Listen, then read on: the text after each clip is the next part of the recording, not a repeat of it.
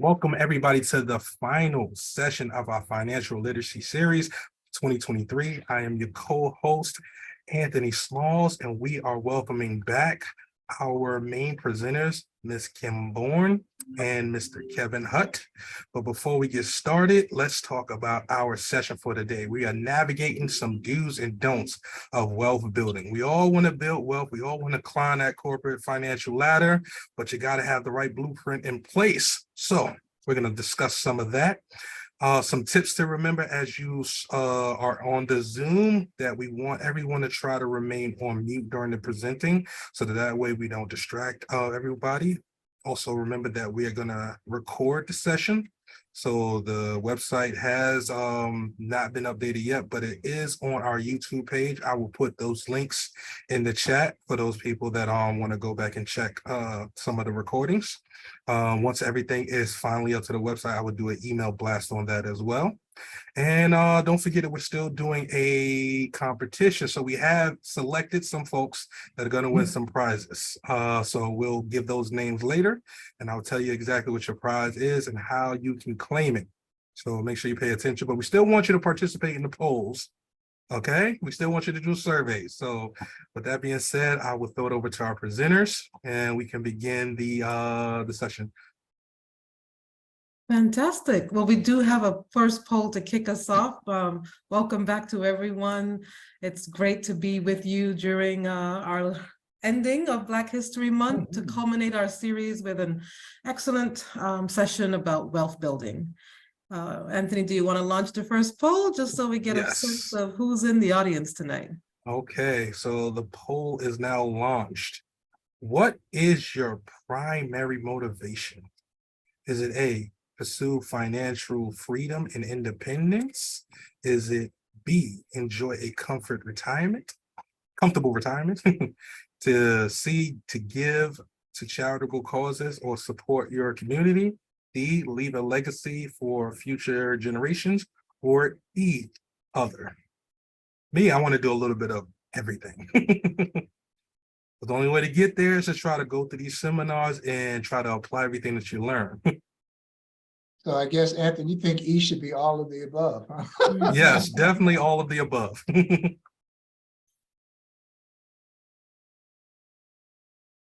So I see 5. We got 3 more participants left.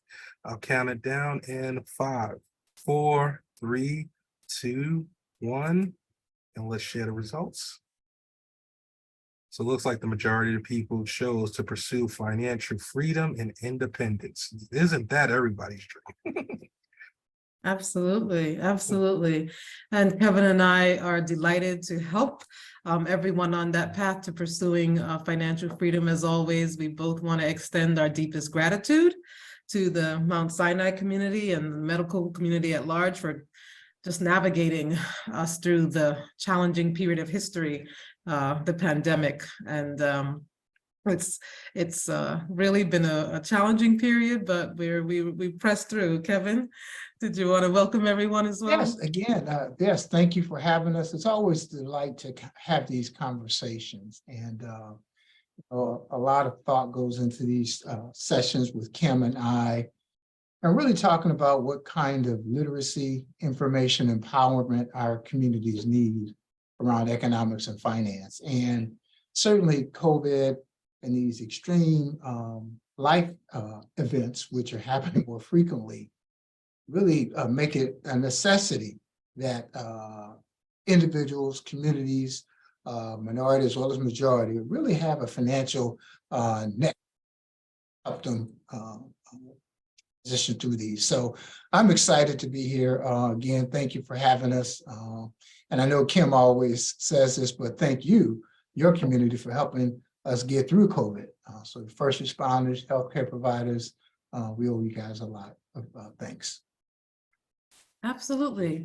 And, just as with health, if we leave health concerns unaddressed, we know that it can be devastating. The racial wealth divide also, if left unaddressed, the median Black household income is on a path to hit 0 by 2053.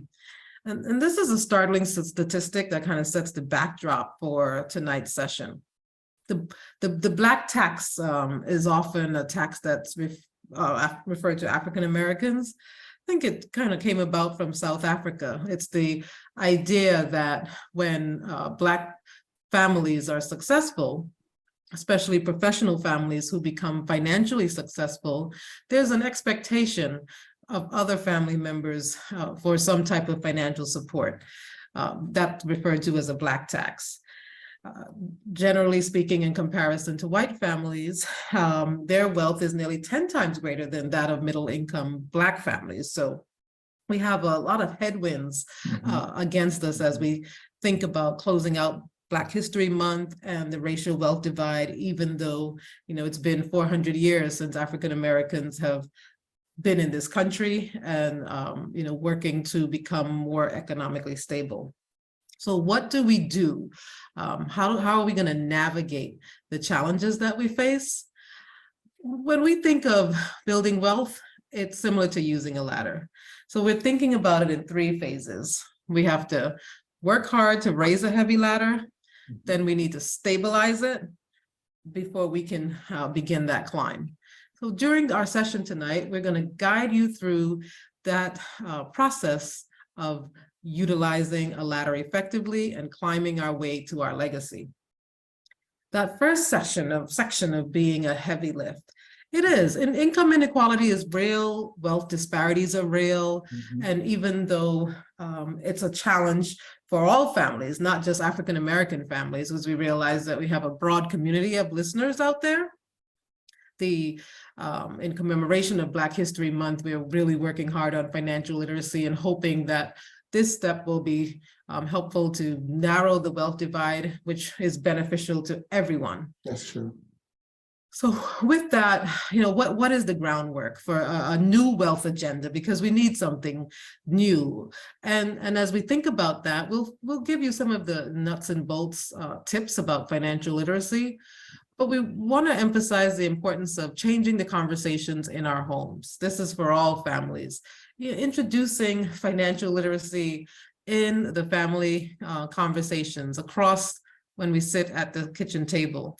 Talking about stocks, bonds, kind of making that a part of our conversation and setting that expectation for financial success. Too often wealth can be demonized or, I just want to be comfortable, and we don't set our expectations high enough. And if we tend to kind of shy away and think, oh, I just need enough to be comfortable, then we miss out on the opportunities to create wealth to the point where we can be making meaningful charitable contributions and creating institutions that are going to make a difference in the way our lives turn out. So let's challenge ourselves against some of those long-held assumptions about who can and should have wealth and expand the opportunities to share in greater prosperity. Some of the fundamentals of wealth building. Invest on your goals, right? There's just no way to get around from the basics. We have to get back to those basics. We have to stay the course, and then that will equal a lifetime of wealth building. It truly is a lifetime journey. There's no quick fix. You can't invest money that you don't have. So the majority of wealth is not built at all from investing in stocks. You have to at least have something to start with. So we're going to talk tonight about the various types of investments. Primarily real estate has taken a big chunk of wealth building and an opportunity to appreciate. So we want to make sure that we equip everyone with some information on how to position themselves, even to your primary residence, because that can be a big part of a legacy for a family, especially African-American families. When you think about that journey, along that journey of building wealth, we'll kind of get to the next phase of when you're getting ready to either retire, or you might not think about retirement, maybe just a phase in life when work becomes optional. And then living in that period of retirement, or a period where you don't have to work if you don't want to. And then finally, phase 4 of creating the legacy. As you think about building a wealth, we're curious about what some of your hurdles might be. So Anthony, it's a good time to launch our second poll so people can share what they see as a hurdle to building wealth. Okay, so let me launch the poll. Everybody should see it now. What is the biggest hurdle to building wealth? Is it one, saving and investment allocation to determine when work can become optional? Is it B, insurance coverage, including health, disability, and long-term care insurance? Is it C, debt elimination strategies? Is it D, taxes on income and investments, or is it E, others? Still think E should always be all of the above. Okay, so I see that the numbers are coming in fast. We had 5. Can we get at least 3 more participants? Okay, 2 more. Thank you. Okay, we'll close the poll in 5, 4, 3, 2, 1. Let's share the results.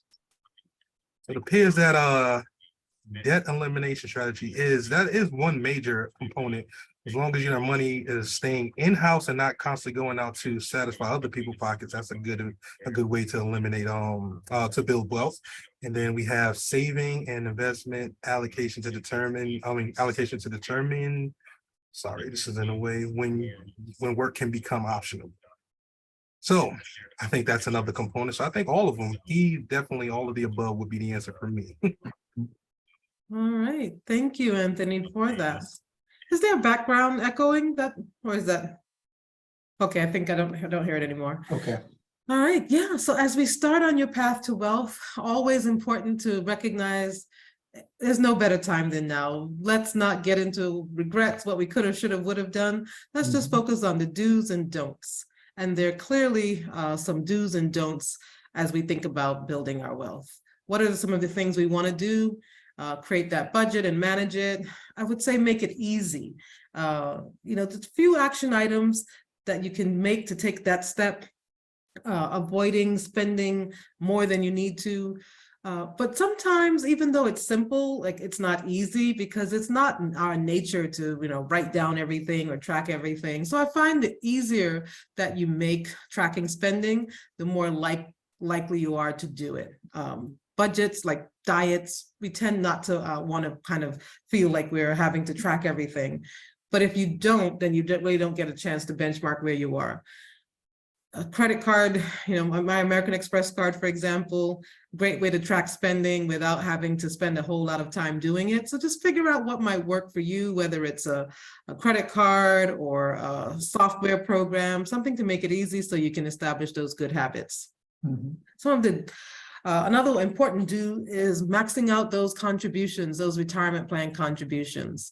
Legislation is pending so that people are going to just not have to even elect to do it. You're going to have to opt out the way it happens in Europe.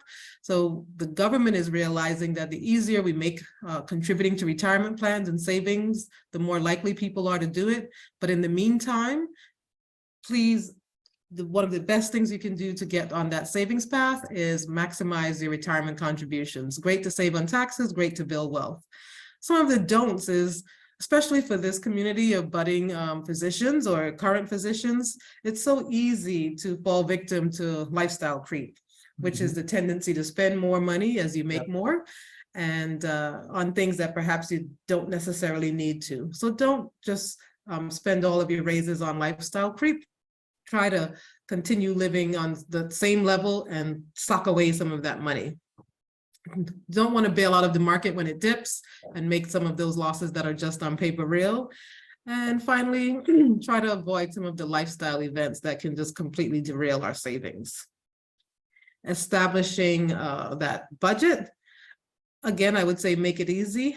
General rule of thumb is 50-30-20, where 50% will go to those basic needs, housing, especially in cities like New York and DC can be very expensive.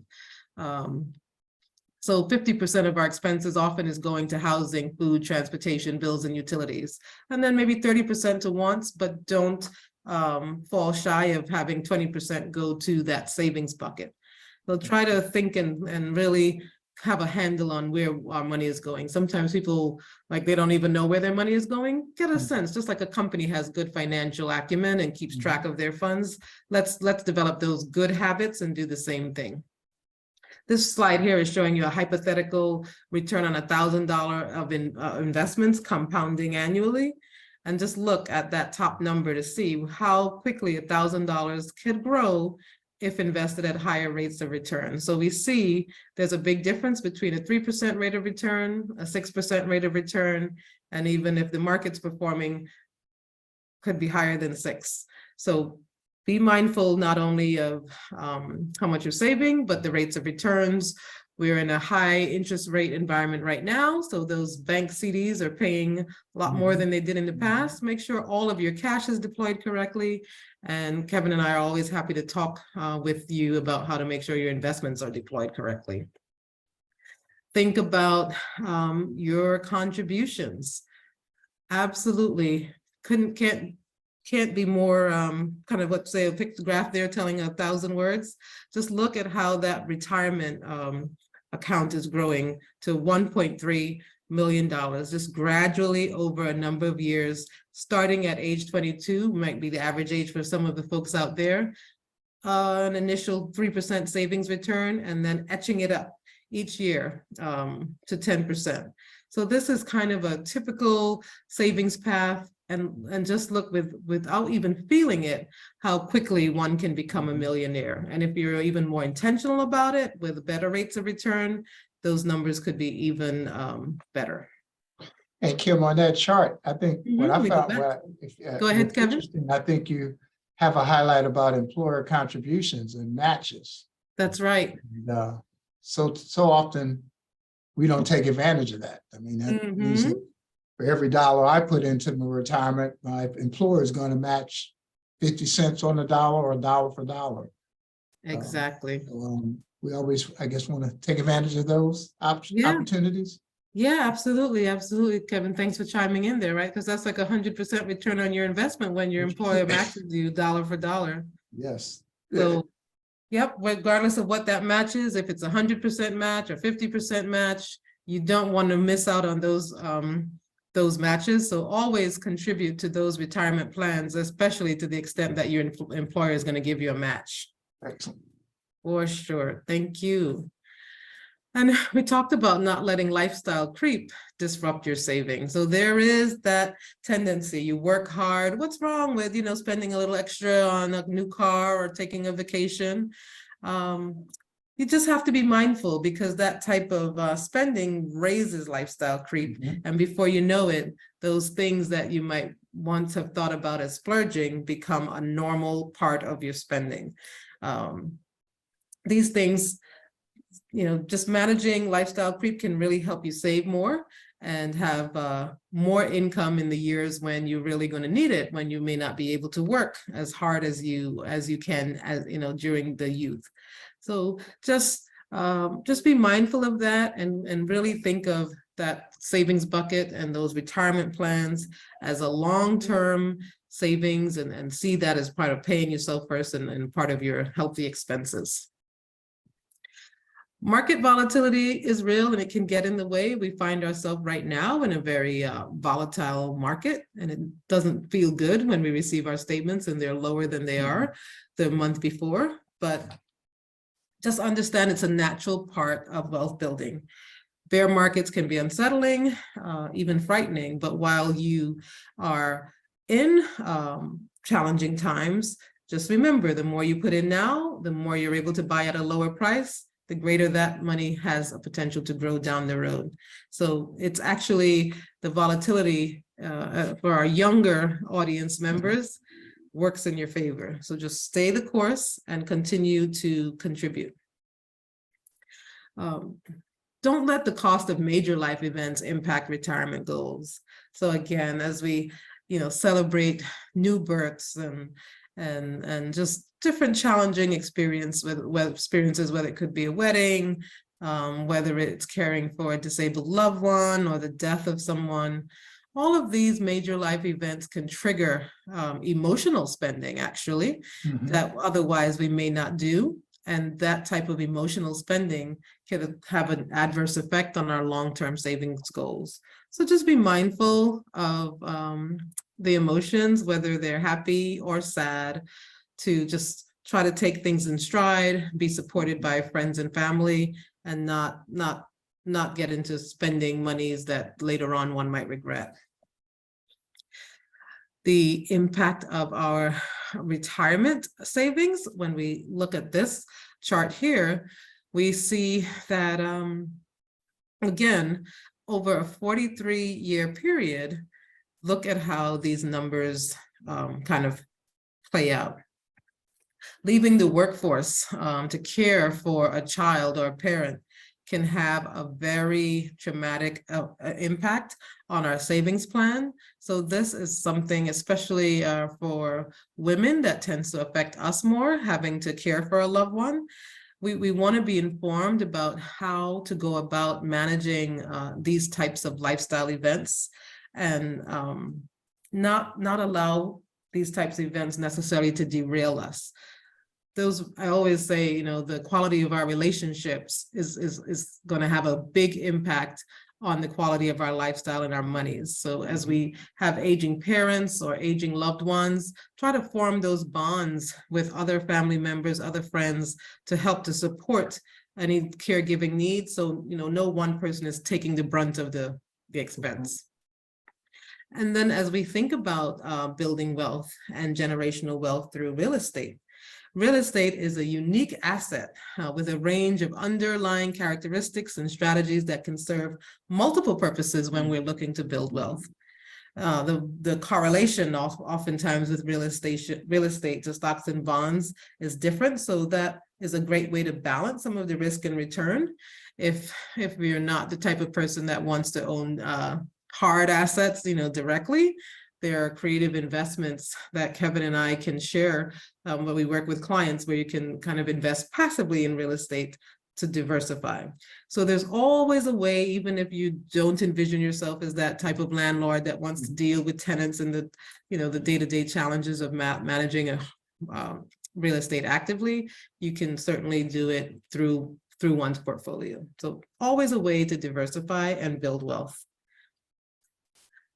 Black homeownership, building generational wealth through real estate. I mean, many times our real estate in our home is one of the assets that our heirs will inherit. And again, there is a very real challenge for African Americans as we find ourselves, you know, in Black History Month. Oftentimes, the homes in Black neighborhoods are less valuable simply because of the concentration of the racial ethnic concentration, and it's less desirable for other ethnic groups to move in, and therefore our home prices tend to be depreciated.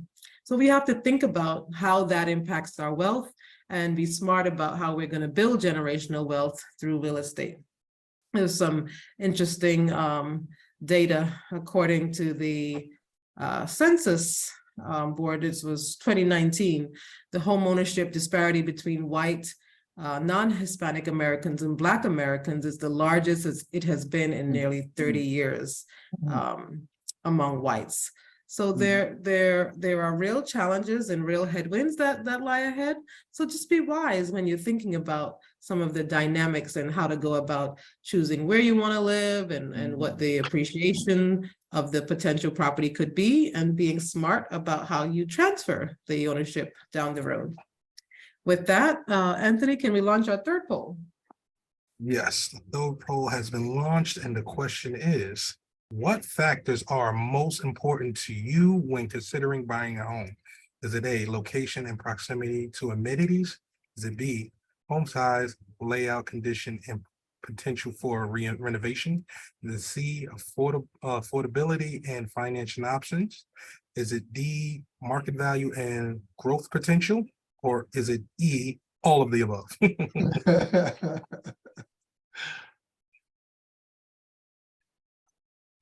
I'll share some insight. When I was looking for a house, I was actually looking for a large house, and I learned the larger the house, the more expensive.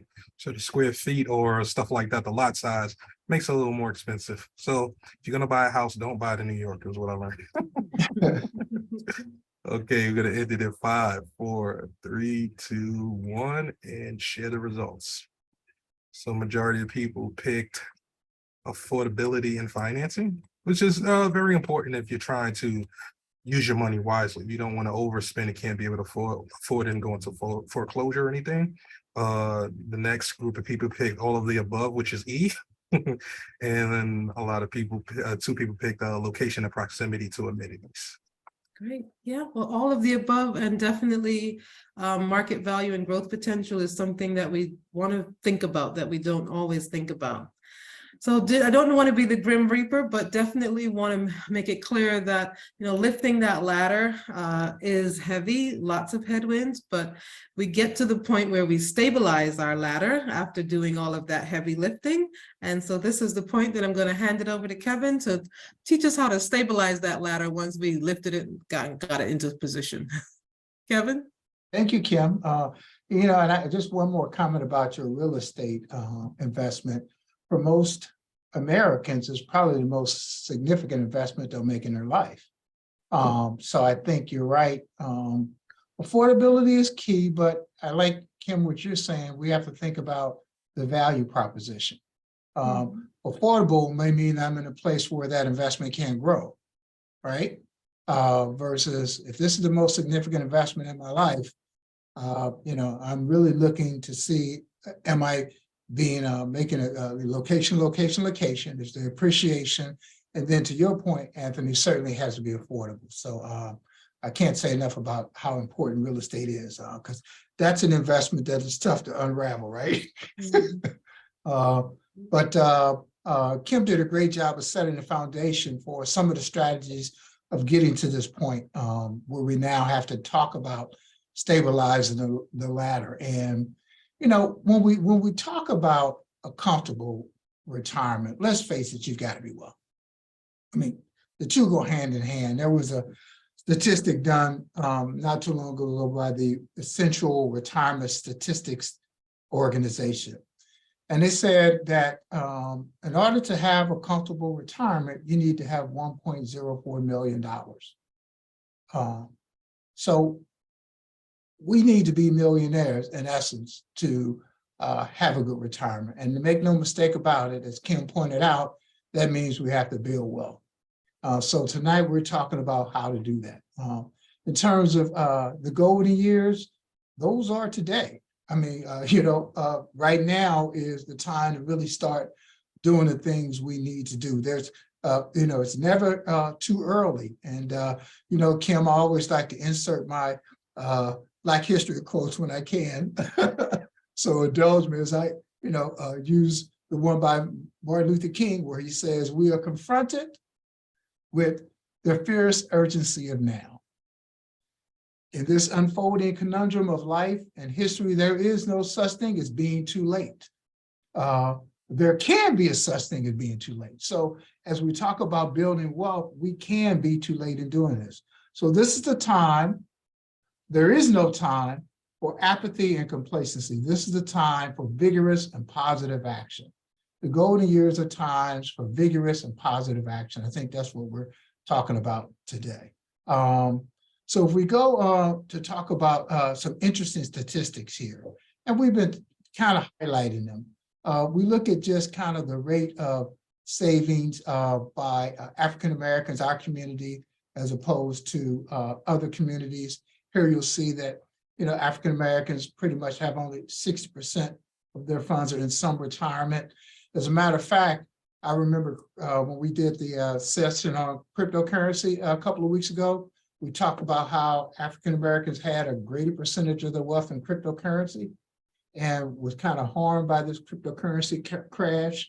So it's interesting where we're putting dollars, but certainly in the retirement savings is really where we want to be putting more dollars. African Americans have about 45% of us have retirement accounts as opposed to 60% of our white counterparts. And then in terms of is our retirement savings on track? Less than a third of us African Americans feel that we're on the right track for retirement. So some very interesting statistics historically. Now, one of the stats that is not in here that I happened to research, and it said that essentially 18% of African Americans are more likely to live in poverty in retirement as opposed to 6.8% of our counterparts. So again, I think, Kim, you've been hitting on this theme throughout, that wealth gap is kind of the result of some of these stats. And that's really what we want to try to help close tonight. It requires some focused thinking. We have to really be more intentional about what we're going to be focusing on. So a couple of do's, we'll go and we'll do a deep dive on these, but we'll want to talk about our retirement readiness, doing an assessment. We want to look at beneficiaries. As we build up these wealth assets, we want to be able to determine what happens to them if something unfortunately happens to us. Risk allocation and risk, that's a constant change. We always want to be looking at that along this timeline. And again, there are certain things that we don't want to do. We don't want to put off or procrastinate. Fierce urgency of now. We always got to be thinking about taxes. And we also have to sort of contemplate the cost of long-term care. So if we start to look at what are we, one of the do's, which is the plan for the future, a couple of things we want to really pay attention to. Are there sufficient savings? How long should I work? And what if my goals are short? These are all kind of very typical questions you want to answer as you're moving into retirement. When you're looking at the future, you want to look at what is my projected income sources. Am I going to get income from a pension? Am I going to get income from a 401k? What are my retirement expenses? And I always say when I'm looking at retirement, the two sides of that coin, there's retirement income and there's retirement expenses. And quite frankly, it's much easier to reduce retirement expenses than it is to raise retirement income.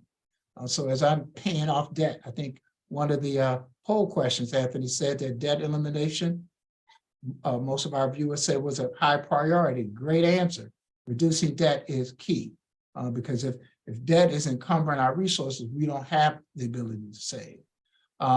So that's something we want to be looking at. How long should I work? When you start looking at your Social Security, now, just so that you know, everyone can get some read on their Social Security by going to socialsecurity.gov.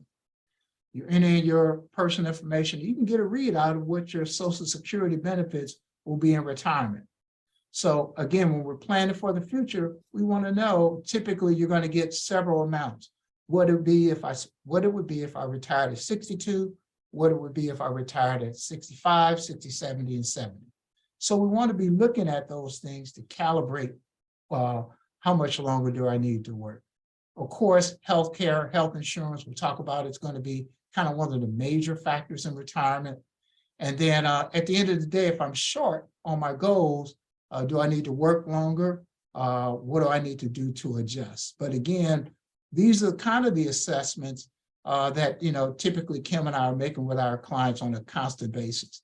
Annually, we're looking at kind of the portfolio performance, the results, and sort of making a new calibration of what the retirement picture looks like. So as we transition from there into some other sidebar issues, we want to, as we're building these assets, we've got retirement assets, we've got life insurance, annuities. We always want to be looking at different information about beneficiaries. Who should be the beneficiary of our policies? I remember I was sitting with a client some years ago. She had a son and we were looking at beneficiaries. She said, "Oh, I'm going to make my sister the beneficiary." And I said, "Okay. Would you mind if I ask why?" She said, "Well, Johnny," I'm just making up his name, "Johnny, he'll, if I leave it to him, he'll blow through the money. And so, I'll give it to her." And, so I said, "Okay, so is it your hope or your expectation that your sister's going to take the money and use it for Johnny? Your sister looks like she can use the money as well. So is that really what you want to do?" And so we got to talking about it. And we said, well, if we did make Johnny the beneficiary, hopefully with education, he'll be wiser if something should happen. And then two, it is his inheritance nevertheless. So these kind of decisions are very key. I've had situations where there's been a divorce and the account holder died, but he never changed the beneficiary information. So in the will, it said go to Mary Jane, but Sally Mae was still on the retirement information. Who do you think won? The contract information on the life insurance and the retirement trumps what's in the will. So you see that comment about inconsistency with the estate plan. So as we're making that estate plan, those estate plan adjustments, we always want to be modifying. We may find out that someone needs less money than the other family member. So we always want to be looking at beneficiary aspects of our plan. We want to also be looking at allocations of our assets. You know, when we talk about asset allocation and risk management, this is all about risk. You know, how do I spread my investments among different categories? Kim kind of highlighted when she said stocks, bonds, and real estate. Those are kind of not putting all your eggs in one basket because assets respond differently to the market. So we want to have a good spread of our investments among different asset classes. We want to always be, and that allocation is dynamic, it's not static. When we talk about risk management, my risk today, you know, at one point in my career may be less than my risk at another point in my career. I mean, you know, earlier on, you know, when you're saving for retirement, we call that the accumulation phase. That's when we're kind of trying to grow our wealth. We're probably, would you say, Kim, more stock heavy oriented, generally speaking, and less bond oriented. That's the accumulation phase. But when we get to retirement, we really switch to capital preservation, where we said, hey, look, we've got pretty much everything we're going to get. Now we want to preserve what we have and get a decent return. So you'll find that we're probably less stock or more bond oriented. So again, the risk is always changing. We're always reassessing that and rebalancing that. So these are some of the do's. Let's talk about some of the things that we don't want to do. We don't want to procrastinate. We don't want to put off savings. You know, there are three things that build wealth assets: amount, time, and rate of return. Amount that you're funding, time, and rate of return. And they have an inverse relationship. The more you have of one, the less you need of the other. So the more time I have, the less amount I need because I'm saving over time. The more I have, the less I need to make on my investment. So time is an important element. And I always say, time costs you nothing, but it does cost you everything. So we want to make certain we're not procrastinating. We also want to, you know, always got to think about taxes as also. So here we want to have a diversified plan to sort of minimize taxes. You know, I always say tax filers, the IRS tells tax filers what to pay. Wealthy figure out what they're going to pay. So there's a difference. So we want to figure out how much tax we want to pay. So we want diversification. So here you see over to the right, you see that we have some funds in IRAs, we have some treasuries, which can be a different rate of tax. We have some municipals, which are tax-free. We have some Roth IRA funds. So let me talk about 401k real quick when we talk about tax strategies. So if you went to your, Anthony, you have a copy of the IS code at home? Unfortunately, no. Okay, I know me and Kim do. Okay, well, if you went to section 401k, do this when you go, you know, get in your spare time. There's a code section called 401k.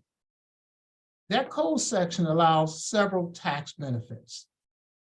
One, it says that even though you earn wages today, let's say you earn $50,000 and you put $5,000 into the 401k.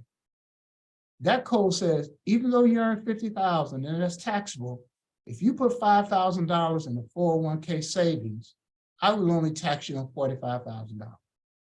That's a great tax benefit. Two, that $5,000, you can have capital gains, growth, and appreciation on it. And as long as it's in that 401k, I won't tax you on that either. Your employer, he matches your $5,000. I'm not going to tax you on the $5,000. And if that 5,000 is invested, I'm not going to tax you on that. So you see how these kind of 401k retirement plans can be very tax efficient. And we want to take advantage of it. Now, one of the things we don't want to do, right, Kim, is a premature withdrawal. These times you come to the point where we say, oh, I'm in debt. Maybe I'll just take the money out of my 401k in retirement and pay it. That's a no-no. Because guess what? We're going to pay probably 20% in the federal tax rate. We're going to pay 10% penalty. That's 30%, 7% state. So you're already at 40% of the dollars lost. So a couple of do's and don'ts on taxes. Okay, we want to take full advantage of the 401ks. They have huge tax benefits, not to mention the Roth. And we don't want to do premature withdrawals unless we absolutely have to. If I move on to, again, the other aspect of this planning cycle is healthcare costs. You know, you arrive, you save all your retirement assets, you figured out all the numbers, you get to the end and you find out, you run into a buzzsaw, my healthcare costs are going to be huge. Now, a lot of employers, you know, will allow you to take their healthcare plan into retirement. So that's the best scenario. Some don't have that option, in which case they may have to rely on Medicare. So Medicare is a very affordable plan. It's available once you get to the age 65. Then at that point, Medicare is very affordable, but it only covers a certain percentage of your health care costs. So Medicare Part A and B really cover about 80% of your costs. 20% is still out there and exposed. So it doesn't cover things like dental care, hearing aids, routine foot care, et cetera. We'll get into nursing care. But I know you guys know as health professionals, it's the small stuff that leads into big problems. So here, that 20% piece, you probably hear on TV about Medicare supplement plans. So essentially a Medicare supplement plan can cover this 20%. But the point being that in this journey, when we get there, we want to make an assessment of where the healthcare costs are. I happen to be on my wife's healthcare coverage, and that's why I treat her extremely well. Okay? I say, I love you, baby. Healthcare costs can be quite a buzzsaw. Having done all that, now we're living the dream now. Anthony, it's time to enjoy it, man. You know, now please don't go out and get a Porsche. I know you, Anthony. Don't go out and get. You know, Kim talked about that. Don't do that. But you know, it's now that we're here, it's time to enjoy what we built. And some interesting statistics I came across at this stage in life. One stat said that the average age of retirement is 64. That 55% of most people plan to work in retirement. I find that at this stage, sometimes people may not necessarily want to retire, but they just want to do something different. The average spending for someone 65 or older is about $48,000 a year. So it's just about $4,000 a month. About 19% of Americans over 65 move to their destination state, whether that's Florida or even abroad. So I found that interesting. And about a third of people in retirement spend about a third of their income on housing. So Kim, that fits into that 50% range you were talking about. Mm-hmm. So I would mean about 30% of that will probably be spent on housing. So I thought that was pretty interesting. So let's talk about some financial maintenance considerations. Here again, we want to assess our rate of income distribution. So once we get to retirement, we really want to manage our rate of spend down. Again, we want to reassess Social Security at that time. We don't want to, outlive our savings. So we want to think about that. We talk a little bit about taxes. I may not hit that again. And then we want to talk about long-term care costs. So when we look at, at what point do we, have enough to stop working? So this is an example of spin down rates. So this chart shows the spin down rate to the left, which essentially says, what happens if I'm withdrawing 8% of my investment portfolio a year, 7, 6, 4, and 5, and 4. Most conventional wisdom uses 4%. So if I withdraw 4% of my investment every year, how successful would I be? What's the probability of success over a 30-year period? So if we take the 8%er and you're drawing down 8% a year, the probability of you being successful if 100% of your funds are in equities is about 40%. However, if you're only withdrawing down 4% and 4%, notice you have a 94% chance of being successful as it relates to your investment goals of drawing down 4%. So this chart is pretty interesting.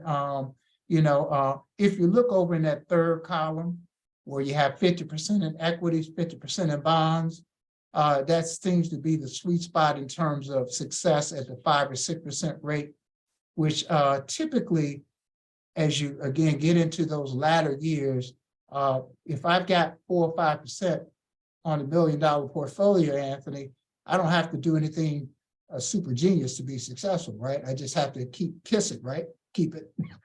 So I think this is a very interesting story. If we look at what Social Security and what affects there, this is an interesting chart. This just shows two people drawing down at age 66 or 67.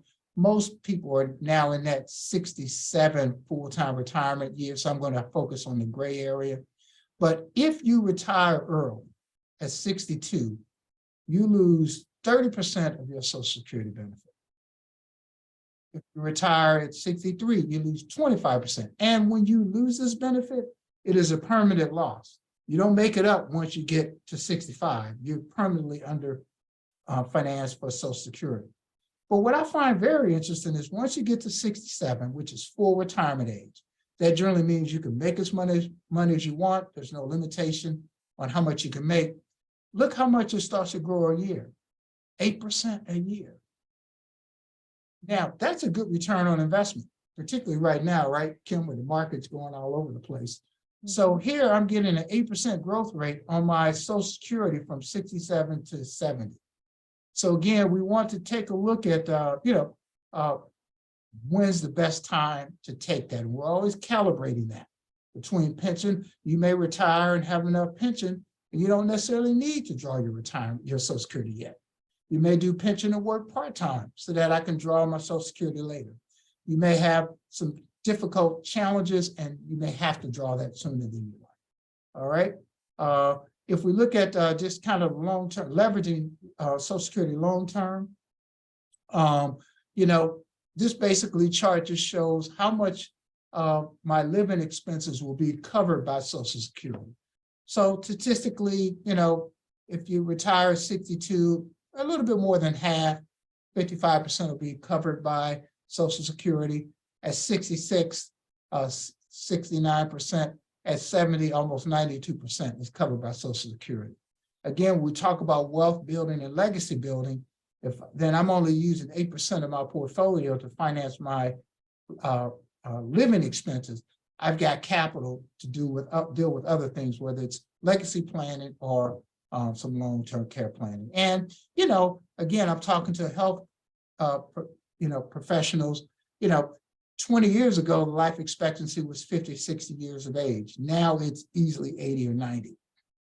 So with proper diet, good health and exercise, 92 is a bucket, easy. You won't be kicking the bucket at that point. If we look at the next slide, which probably deals with Social Security, again, all you millennials are probably asking that question, will Social Security be around? The conventional wisdom is that it will be, they'll be able to pay at least 80% of their promises in 2035. Now, it does talk about that, millennials may lose a lot of dollars on Social Security by the time they get there. I think there's going to be some information in the chat on what you can tap into and see how you might be affected by Social Security. But again, we were talking about diversification. So we're relying on Social Security, we're relying on your investments, your portfolio, debt reduction, savings, real estate. So we're not totally relying on Social Security, but it'd be nice if it's there by the time we get there. I would expect that they'll probably move the full retirement age out. We're 67, don't quote me, but maybe 70 because people are living longer. So again, we just want to pay attention to those things as they come about. Last, we're going to the almost finishing up. We go to the outlive our savings here. Just interesting statistic. 1 out of 3 individuals at age 65 live to be 90. 1 out of 7 individuals live to be 65. And interesting stat, a married couple age 65 has a 50% chance of the other person living beyond 90 if they're in a good relationship. I was at a book club this weekend, Kim, with some ladies invited us, and they were reviewing Michelle Obama's book, her recent book. And there's a chapter in there called Partnering Well. So I said, oh, okay, that's pretty interesting. But I think you mentioned that, Kim, in your earlier comments, your relationships, who you partner with can, have a great effect on your financial well-being, or they can be a drag on it. So we want to just be, it's an interesting stat on essentially how this bears itself in our life expectancy. The last thing we want to think of, the next, is long-term care. This is kind of again, a more current phenomenon. As we find ourselves probably the sandwich generation, where now for the first time, we're taking care of a child and an adult senior parent now. Again, credit to you health professionals, we're living longer. So our life expectancy is longer. So in many respects, it's very possible that we will generally need some form of long-term care at some point in our lives. If we built a significant portfolio of assets, this long-term care cost is very expensive. So here you can see the average cost per month is $5,000. So imagine that kind of spend down rate against your portfolio for 3 years.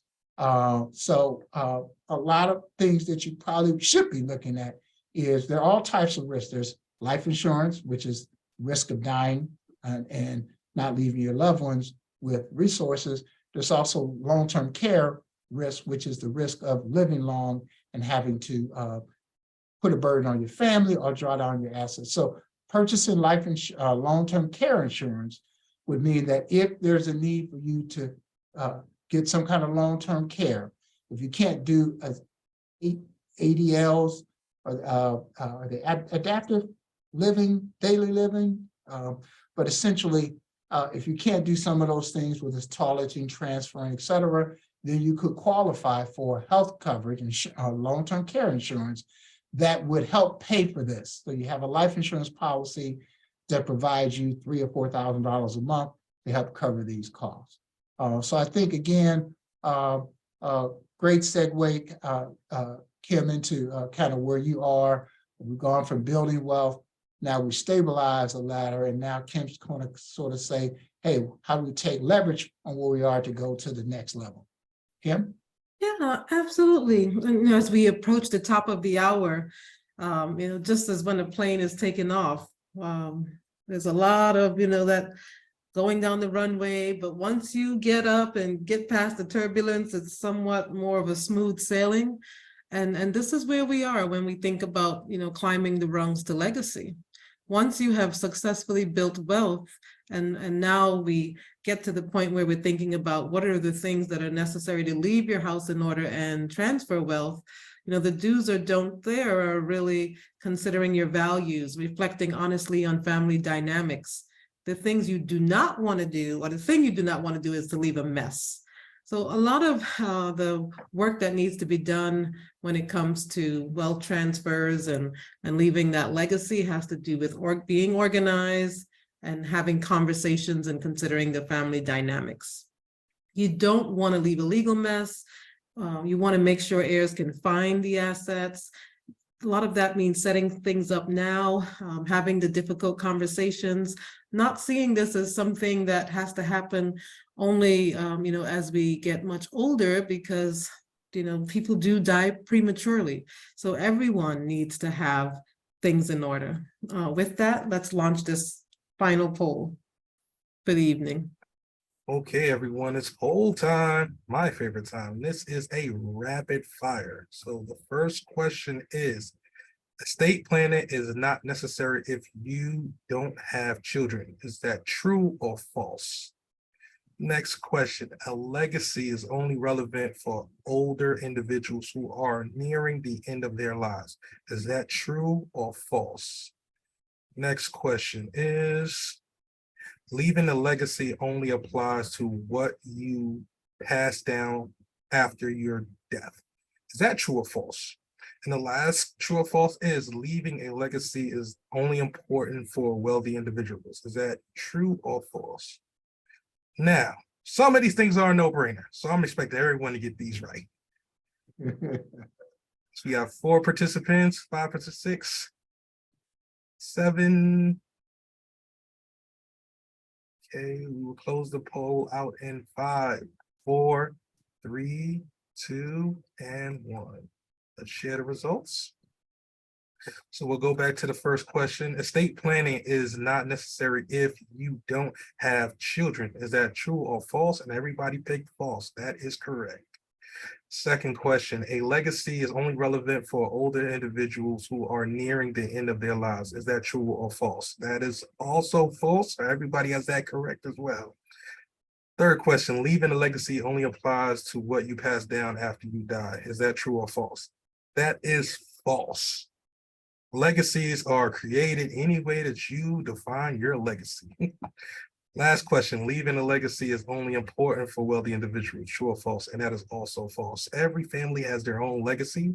Every family upholds somebody like grandma that held the family down and cooked all the meals during Thanksgiving, which is a dying art out here now. We need more cookers in the family, but your legacy can be defined however you want to define it. And we'll throw it right back to our presenters. No, absolutely. Anthony, as we wind down, those important action steps, we want to document, your beneficiary reviews, Social Security refresher, being ready for retirement, those estate planning documents. Everybody should have that healthcare proxy. I know our medical professionals know the value of that. And just as we need someone to make our healthcare decisions if we can't, a financial power of attorney, we also need someone to make financial decisions. So as we wrap up this series for Black History Month, Kevin and I hope that you will follow up, schedule some time to talk with us about some of the concepts that we shared. And I'm going to pass it back to you, Anthony, to announce our winner for lots of engaged people during this 4-week session. And I think we have a winner.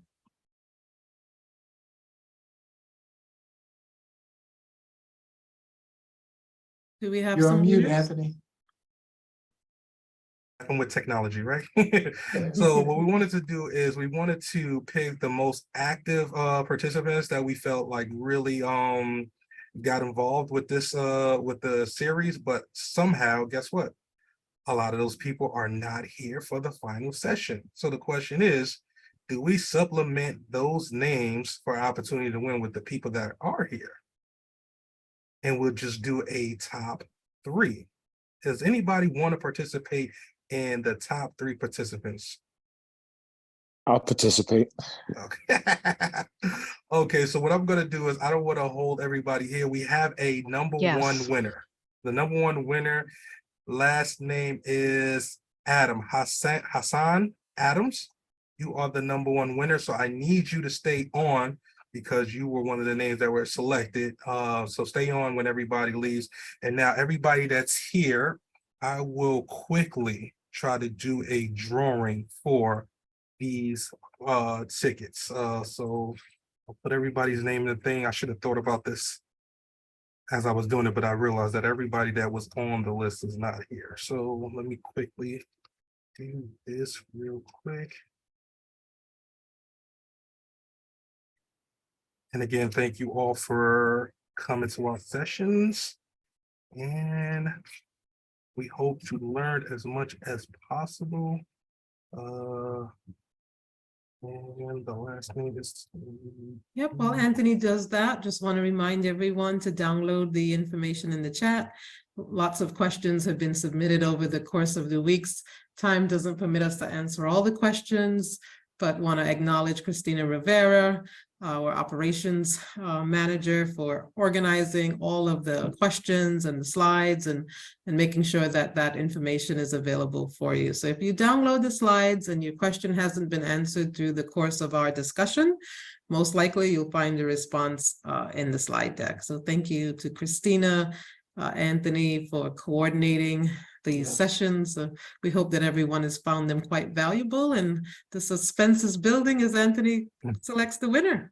Okay, so I'm going to take over the share and let me go to the poll. Where's the poll at? Right here. Thank you, So how we Kim gonna do and it? Kevin. Oh, thank you, Anthony. Thank you, Thank Isaac. you. So I put everybody's name here and I picked 2 winners. So I'm going to hit start, and the 2 names that show up will be our number 2 and number 3 prize winners. So we're going to start now. Wow, this is fancy stuff, Anthony. So we have Elaine and we have Zoom user. Although I don't see the Zoom user's name, are you still there, Zoom user? And if you can you give us your full names? Or Elaine and Zoom user and Hassan, can y'all please stay on the Zoom as we start wrapping things up so I can get your information to tell you what prizes you won. So I will unshare, and I'll you can go back to the presentation if you want to. The Survey Monkey link is in the chat. The first session and second sessions are also in the chat for those who want to go back and look at some of the material if they happen to miss any or just want to look back on it. Kim and Kevin, did you share your contact information with the folks, or is that on the slide as well? I believe it is, and I think Christina was going to send out an email to from Kevin and me with all of our contact information to thank everyone. So if you don't have it already, you'll get it.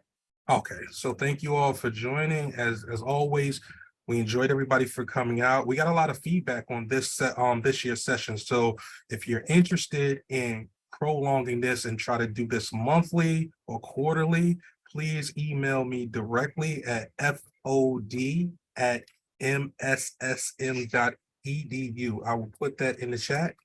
mss.edu. That is the what is it, Friends of Odysseus, mentoring email box. So if you're interested in joining on a monthly session or quarterly session, we will start trying to arrange that because we got a lot of feedback, as I said, on this year's session. So thank you for that feedback. With that being said, we will wrap up this session. We hope to see y'all again soon. And please reach out to Kevin and Kim so that y'all can get more information as much as possible. And if you need anything else from me, reach out to me. 2023 Financial Literacy Series. Everyone have a great night. And those who won, please stay on so I get your information.